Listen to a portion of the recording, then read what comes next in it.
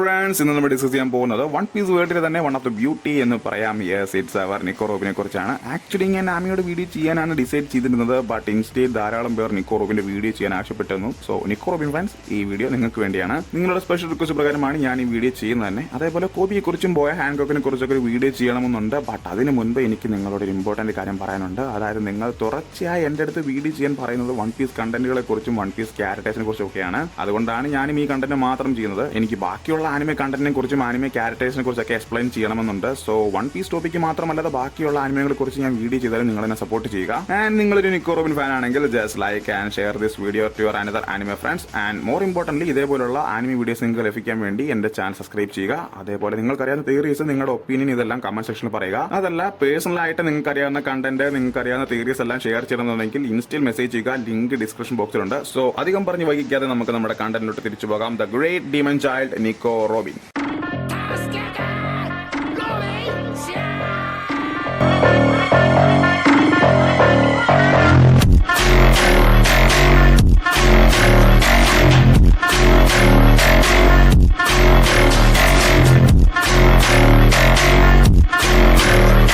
Sorrow, Nami, Usopp, Sanji, Chopper എന്നിവർക്ക് ശേഷം ആറാമതായിട്ട് സ്ട്രോ ഹാറ്റ് ക്രൂവിൽ മെമ്പറായ ക്യാരക്ടറാണ് Nico Robin. Whisky peak island ആർക്കിലെ എൻഡിലായിരുന്നു റോബിന്റെ ഇൻട്രോ. ഭയങ്കര ഗോൾഡൻ കണ്ണിങ് ആയ എൻട്രി തന്നെയായിരുന്നു അത്. ഒരു ആന്റഗോണിസ്റ്റ് ആയി വന്ന് പിന്നീട് പ്രൊട്ടോഗണിസ്റ്റിന്റെ ടൈംസ് ആൻഡ് കണ്ടീഷൻസ് എല്ലാം ഫോളോ ചെയ്യുന്ന ഒരു ക്യാരക്ടറായിട്ട് നിക്കോ റോബിൻ മാറുന്നുണ്ട്. നമ്മുടെ ക്രോക്കഡൈലിന്റെ ട്രസ്റ്റബിൾ ആയ ഒരു റൈറ്റ് ഹാൻഡ് ആയിരുന്നു റോബിൻ. പിന്നീട് ആലബാസ്റ്റർ ആർക്കിന്റെ എൻഡിൽ, ആക്ച്വലി ആഫ്റ്റർ ദ ആലബാസ്റ്റർ ആർക്ക് എന്ന് വേണം പറയാൻ, ആ ടൈമിലാണ് നിക്കോ റോബിൻ സ്ട്രോ ഹാറ്റിൽ ചേരുന്നത്. ലൂഫിക്ക് അടിച്ച ഒരു ലോട്ടറി എന്ന് വേണം റോബിനെ പറയാൻ. ലൂഫിക്ക് മാത്രമല്ല, എൻ്റയർ സ്ട്രോ ഹാറ്റ് ടീമിന് അടിച്ച ലോട്ടറി തന്നെയാണ്. ഐ മീൻ ലക്ക് തന്നെയാണ്. എസ്പെഷ്യലി സാഞ്ചിക്ക്. കാരണം നാമി മാത്രം സൈറ്റ് അടിച്ച് ഫ്ലൈറ്റ് ചെയ്തിരുന്ന സാഞ്ചിക്ക് റോബിനും ക്രൂവിൽ ചേർന്നതോടെ ഇരട്ടി സന്തോഷമായി എന്ന് തന്നെ പറയാം. അതേപോലെ സോറോയ്ക്ക് ഫൈറ്റിൽ ആവശ്യമുള്ള ടൈമിൽ ഹെൽപ്പ് ചെയ്യാനും ചോപ്പർക്ക് ഒരു ബിഗ് മം അല്ലെങ്കിൽ ബിഗ് സൈസ് ആയിട്ടൊക്കെ റോബിൻ മാറുന്നുണ്ട്. ആൻഡ് ലൂഫിയുടെ ലോട്ടറി എന്ന് ഞാൻ ആദ്യം മെൻഷൻ ചെയ്തത് മറ്റൊന്നുമല്ല, അത് പോണോക്ലിപ്സ് വായിക്കാനുള്ള റോബിന്റെ നോളജ് തന്നെയാണ്.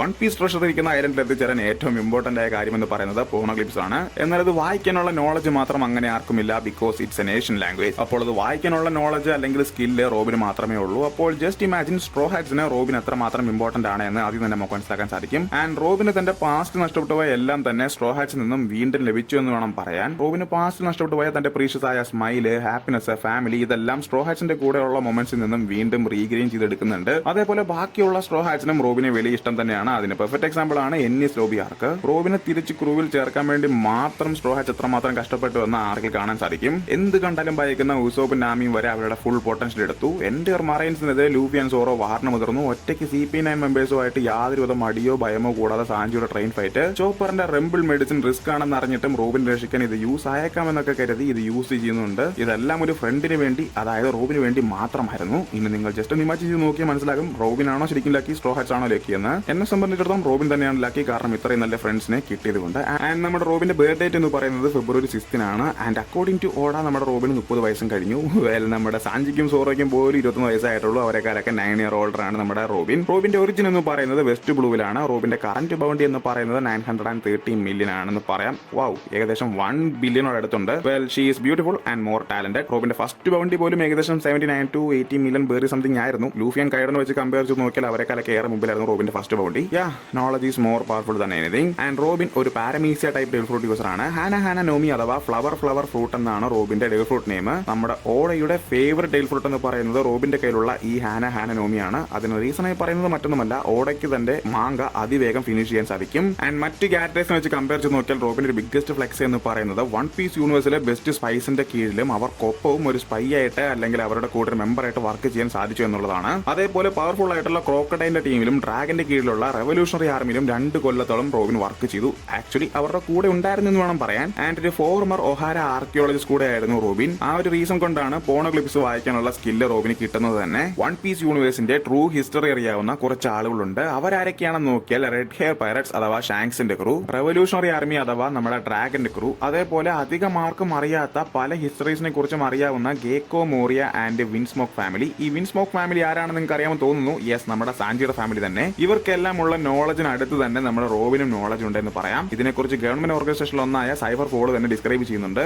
ആൻഡ് ഫിസിക്കൽ എബിലിറ്റി എന്ന കാര്യത്തിലും റോബിൻ അധികം പിറകിലല്ല. ആഫ്റ്റർ ദ ടൈം സ്കീപ്പ് റോബിന്റെ stamina level and physical strength 2 ഇരട്ടിയായി മാറുന്നുണ്ട്. ലൂഫി, സോറോ, സാഞ്ചി, ജീംബെ എന്നിവർക്ക് ശേഷം സ്ട്രോ ഹാറ്റ്സിൽ ഫിസിക്കൽ എബിലിറ്റി എന്ന കാര്യത്തിൽ മുൻപന്തിയിൽ നിൽക്കുന്നത് അഥവാ 5ാം സ്ഥാനത്തുള്ളത് റോബിനാണ്. ഫ്രാങ്കി ഒരു സൈബോർക്ക് ആയതുകൊണ്ടായിരിക്കാം ഈ ഒരു കാര്യത്തിൽ റോബിൻ ഫ്രാങ്കിയെ ഓവർകം ചെയ്തത് തന്നെ. ആൻഡ് അതേപോലെ ഒരു പെർഫെക്റ്റ് ആയ artist, dancer, also very good professional hair dresser ഒക്കെയാണ് റോബിൻ എന്ന് മാങ്കയിലും അറ്റ് ദ സെയിം ടൈം ആനിമയിലും കാണിക്കുന്നുണ്ട്. ആൻഡ് നമ്മുടെ റോബിന്റെ 10 പോസിറ്റീവ് പോയിന്റ്സ്, നെഗറ്റീവ് പോയിന്റ്സ് നോക്കുകയാണെങ്കിൽ നമുക്ക് നെഗറ്റീവിൽ നിന്ന് തന്നെ തുടങ്ങിയേക്കാം. ഒന്നാമതായി ഇമോഷണൽ ഡിസ്റ്റൻസ്. മറ്റാരുമായി ഇമോഷണലി കണക്ട് ആകാതിരിക്കാൻ ശ്രമിക്കുന്ന ഒരു ക്യാരക്ടറാണ് റോബിൻ. കാരണം ഇമോഷണലി കണക്റ്റഡ് ആവുന്നതും ഒരു വീക്ക്നെസ് ആയിട്ടാണ് റോബിൻ കാണുന്നത്. എന്നാൽ കറന്റ്ലി ഈ ഒരു നെഗറ്റീവിനെ റോബിൻ ഓവർകം ചെയ്തിട്ടുണ്ട്. രണ്ടാമതായിട്ടുള്ളത് ട്രോമയാണ്. റോബിന്റെ പാസ്റ്റ് നൽകിയ ഒരു വലിയ നെഗറ്റീവ് ആണ് ഇതെന്ന് പറയാം. കാരണം ഒരു 8 വയസ്സുകാരി കാണാൻ പാടില്ലാത്തതും കേൾക്കാൻ പാടില്ലാത്തതും അനുഭവിക്കാൻ പാടില്ലാത്തതും എല്ലാം റോബിൻ അനുഭവിച്ചു. അതിന്റെ ഫലമാണ് ഈ ട്രോമാറ്റിക് സ്റ്റേജ് എന്ന് പറയാം. മൂന്നാമതായി ഐസൊലേഷൻ. തന്റെ ചൈൽഡ്ഹുഡ് മൊത്തം എലോൺ ആയി കഴിയേണ്ടി വന്നതിന്റെ അവസ്ഥയാണ്.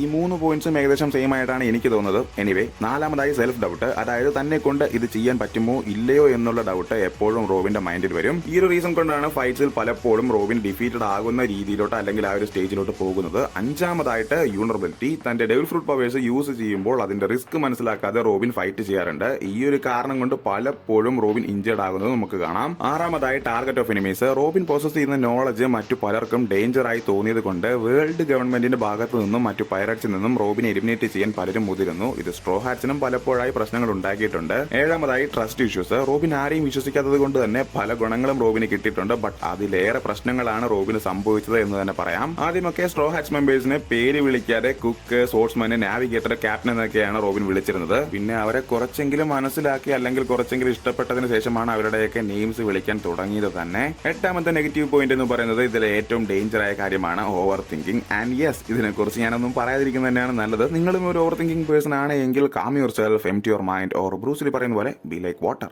ആൻഡ് ഒമ്പതാമത്തെ നെഗറ്റീവ് പോയിന്റ് എന്ന് പറയുന്നത് ലിമിറ്റഡ് കോമ്പാറ്റ് റേഞ്ച് ആണ്. പത്താമത്തത് എന്ന് പറയുന്നത് ഫിയർ ആണ്. റോബിന്റെ കാര്യത്തിൽ നമുക്കത് വിശ്വസിക്കാൻ പ്രയാസമാണ്. കാരണം റോബിന് യാതൊന്നിനെയും പേടിയില്ല എന്ന ഫേസ് റിയാക്ഷൻ വെച്ച് നമുക്ക് മനസ്സിലാക്കാമല്ലോ ബ്രോ എന്ന് ചോദിച്ചാൽ അത് റോബിന്റെ ഇമോഷൻസ് ലോസ് ആയതിന്റെ ഫലമായിട്ടാണ് എന്ന് പറയാം. അക്വജി, സൈഫർ ഫോൾ, CP0, CP9 എന്നൊക്കെ പറയുമ്പോൾ റോബിന്റെ ഫിയർ എന്ന് പറയുന്നത് അല്ലെങ്കിൽ ആ ഒരു പാനിക് സ്റ്റേജ് എക്സ്ട്രീംലി ഹൈ ലെവലിൽ പോകും നമുക്ക് കാണാൻ സാധിക്കും. ബട്ട് ഫിയർ എന്ന നെഗറ്റീവിനെയും റോബിൻ ഓവർകം ചെയ്തിട്ടുണ്ട്. അതിന്റെ പെർഫെക്റ്റ് എക്സാമ്പിൾ ആണ് സാഞ്ചിനെ ബ്ലാക്ക് മെഡിയുടെ അടുത്ത് നിന്നും രക്ഷിക്കാൻ വേണ്ടി യാതൊരുവിധ ഭയമോ മടിയോ കൂടാതെ റോബിൻ പോകുന്നത്. റീസൺസ് എപ്പിസോഡിൽ പോലും യാതൊന്നിനെയും ഭയക്കാതെ ഫൈറ്റ് ചെയ്യാൻ മുതിർന്നു നിൽക്കുന്ന റോബിനെ നമ്മൾ കണ്ടിരുന്നു.